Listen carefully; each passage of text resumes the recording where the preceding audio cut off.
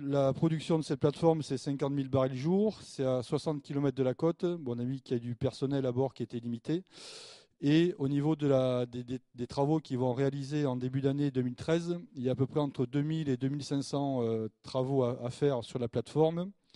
Il y a à peu près entre 6 et 7 000 pièces de rechange à commander et ils ont un délai très court de 50 jours. Donc au niveau des travaux, vous faites de la maintenance. Donc là, il y a différents corps de métier qui vont intervenir. Donc que ce soit les gens qui vont faire de la mécanique, les capacités, de la tuyauterie, de l'électricité, de l'instrumentation.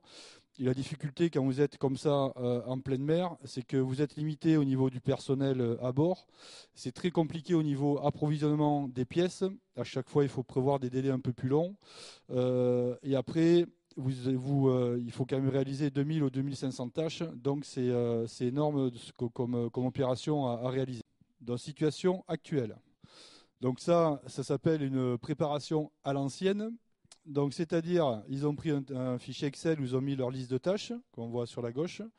Et après, ils ont pris leurs documents qu'ils ont imprimés. Et il y a une personne qui a sorti ses jolis crayons de couleur et qui a commencé à colorier le plan pour dire, il y a la tâche numéro 1 de robinetterie, ça va être du bleu. Donc, ils ont mis en place des codes couleurs pour dire, voilà, il faut faire les travaux.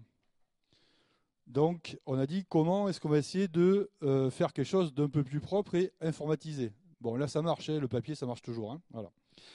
Donc, pour résumer, ils annotaient leurs documents à la main, ils généraient leurs classeurs à la main, donc tout était fait manuellement, sans outil de contrôle informatique. Et bien sûr, au bout d'un moment, il y a quelque chose que j'ai mis dans mon tableau Excel que j'ai oublié d'annoter sur mes 400 documents.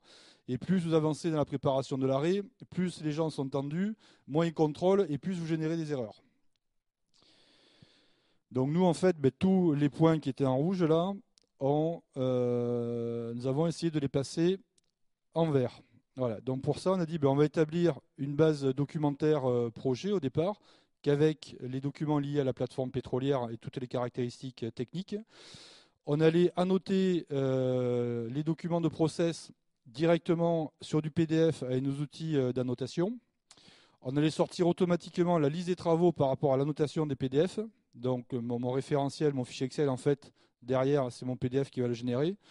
On va créer des dossiers automatiquement à partir des disciplines et des corps de métier.